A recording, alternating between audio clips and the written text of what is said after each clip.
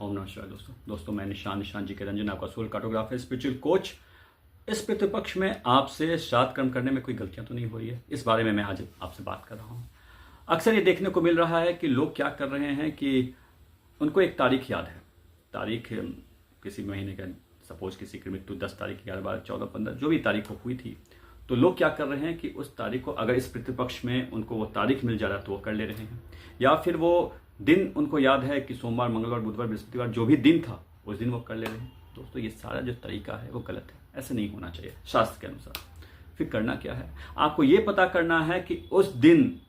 जिस दिन मृतक की मृत्यु हुई थी या फिर जिन पितृ की आप श्राद्ध कर्म कर रहे हैं, हिंदी कैलेंडर के अनुसार वो दिन कौन सा था। यानी कि आपको पता है कि अपने वैदिक में जो भी महीना होता है वो 2 भागों में विभक्त किया गया है, शुक्ल पक्ष और कृष्ण पक्ष। तो और ये दोनों जो पक्ष होता है उसमें प्रतिपदा, मतलब पहला दिन से लेकर आपको प्रथम प्रतिपदा, द्वितीय, तृतीय ऐसे करके होता है। तो किस दिन वो मृत्यु हुई थी वो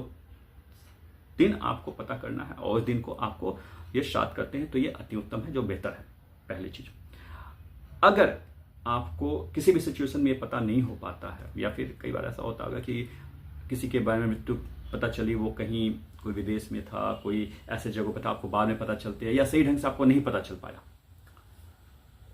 या कभी बहुत पुरानी बात हो गई है और आपको, या फिर आप किसी अपने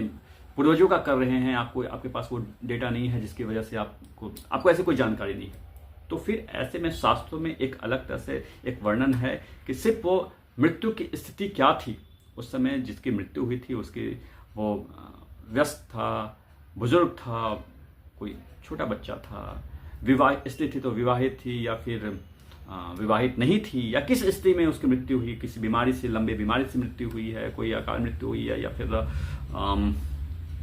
एक्सीडेंट से, या जैसे भी उसकी मृत्यु हुई है। तो ये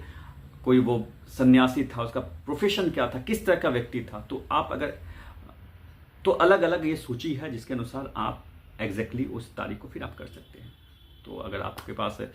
ऐसा कुछ भी जानकारी है तो आप मुझसे संपर्क कीजिए, मुझे व्हाट्सअप कीजिए, मुझे कमेंट कीजिए। मैं आपको कमेंट में आपको बताऊंगा कि आपको किस दिन